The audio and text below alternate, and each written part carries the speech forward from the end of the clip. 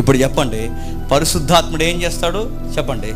నిరాకారమైన దానికి నివాస యోగ్యం ఇస్తాడు, చీకటి దగ్గర వెలుగును పుట్టిస్తాడు, జీవం లేని దగ్గర జీవం ఇస్తాడు. మన జీవితాన్ని కూడా అలాగే మార్చేస్తాడు.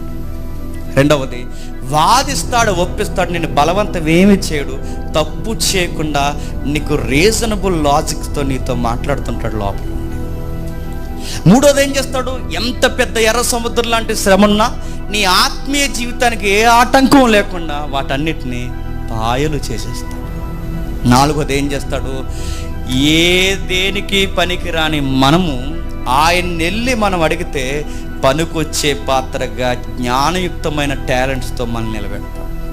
ఇది ఎవరికి ఇస్తారంటే బైబిల్ ఎలా అంది? అడుగుడి మీకు ఇవ్వబడును, తట్టుడి మీకు తీయబడును. అడుగు ప్రతి వానికి ధారాళముగా ఇవ్వబడును.